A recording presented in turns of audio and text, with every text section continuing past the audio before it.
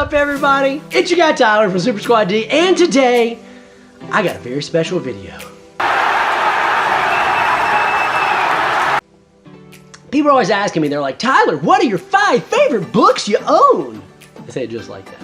All the time they ask me, on the street, in the grocery store, in the mall, at the toy shop, down at the auto place.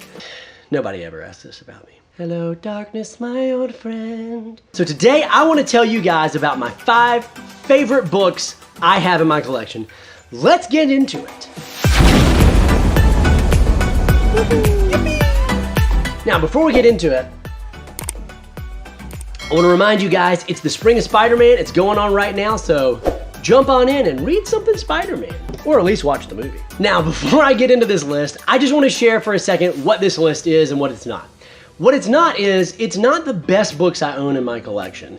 It's not the best art, not necessarily the best writing. These are just my favorite books that hold a special place in my heart, as we're going to get into and see, because they have some type of value to me beyond just the stories they contain. So without further ado, my first choice on this list is, of course, X-Men by Jim Lee and Chris Claremont. Now, I love this book because this is the book that started it all. This is my first omnibus. Way back in 2012, I had a buddy tell me, hey, you heard about these omnibus? They're prestige premier format comic books. They're collected in hardcovers. You gotta check them out. And I was like, what? Okay. So I went on Amazon and this book popped up. I ordered this and then Amazing Spider-Man #2 as my first 2 omnibus ever.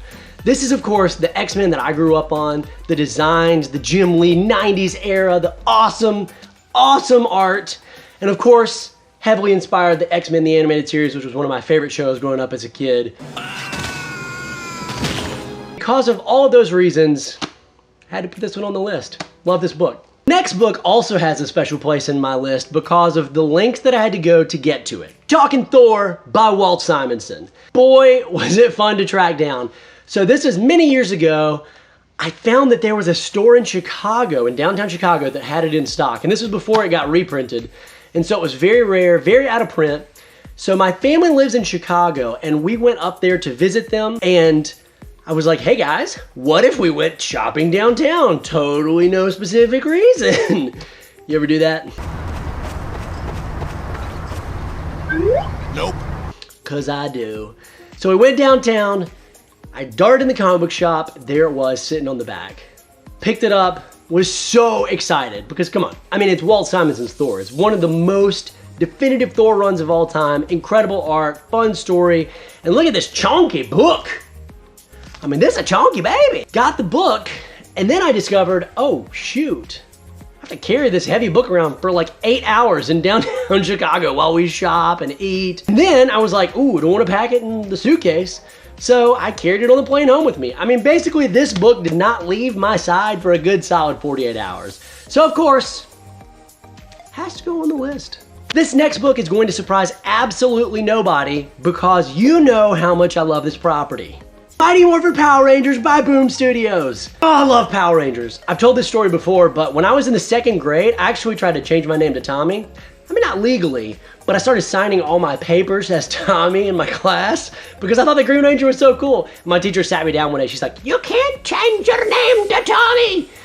I don't know why in this recreation she's got an accent, but that's pretty much how I remember it. And I was like, why not? I want to be the Green Ranger. And she said, when you turn 18, you can put your name as Tommy if you get it legally changed. And then she was like, they're always after me, Lucky Charms. My memory is weird. Either way, love Tommy, love the character, love the book, because I love the property. All right then, it's morphin' time. This is everything that I imagined Power Rangers was as a kid. This treats it as a serious superhero book that gives it the reverence and respect that it deserves. It raises the bar for what the property has done and can do, and I cannot give it a higher recommendation because of that. Makes my top 5 favorite books list. Oh yeah, this version of the book came from San Diego Comic-Con. It was an exclusive, very low print run, I think $2.50, and my buddy over at Gabe Loves 90s Comics, Gabe, got it for me. Awesome, huge shout out. Thanks, Gabe. Ah, why did I kiss my fingers? So awkward. It would not be the spring of Spider-Man if I didn't put a Spider-Man book in my top 5 favorite list. Spider-Man, of course, is my favorite character of all time, and this is the best Spider-Man omnibus that exists. Yeah, Well, you know, that's just like your opinion, man. I love this run. It's Roger Stern's Spider-Man. It is everything I love about Peter Parker. He's in college. It's a great era of Spider-Man. We got great stories like Hobgoblin. What's in this drink? Cannot recommend this book enough. Now, there's a couple good Spider-Man omnibus out there, but this takes the cake as my favorite Spider-Man book because it's my favorite Spider-Man era, because it's one of my favorite Spider-Man eras. And the good news for you is it's been out of print for a really long time and it's about to come back in print. Don't sleep on it. You gotta get it. Do it. And finally, the book that means the most to me, my favorite book in my collection, and, well, up until this week was probably the rarest book. Usagi Yojimbo Volume 1. Oh, this series. I love this character. I love this book. This is such a wonderful, refreshing series. It's so good. I love Ninja Turtles. You guys know that. I'm a big Ninja Turtles fan. I was first introduced to Usagi through the Ninja Turtles, but have grown to love him as a character in and of himself. And this book was the mega whale of so many collectors for so long. I had found everything but Volume 1, and I honestly thought I would probably never get it. And then a friend found it at a half-price books. Look, it's got the remender mark. At a half-price books for cover price. And this was maybe 2 or 3 years ago where it was bad out of print and very expensive, and he could have bought it for himself and sold it for a bunch of money, but he didn't. He actually passed it on to me, and I was able to buy it at cover price. And it's wonderful. Not only is the story great, but the guy who writes it, Stan Sakai, is a gem of a person. He's such a nice guy. He's so talented. This is a passion project for him. He's been doing it for as long as I can remember. And the art is insane. The storytelling is solid. And it's getting its own show on Netflix soon. Love this book. And it takes the #1 spot in my favorite books collection. What about you guys? What are the favorite books you have in your collection? Have you thought about it? Make a list and let me know down below of your 5 favorite books that you've got in your collection. Let me know, did you agree with any of my list? Do you love any of the books that I love? Thanks for watching, guys. You've been watching Super Squad D, and this is the very first installment of Top 5 Thursdays. Is it gonna happen every week? Definitely not. But it is a new thing that I'm going to be doing periodically, and I'm super excited.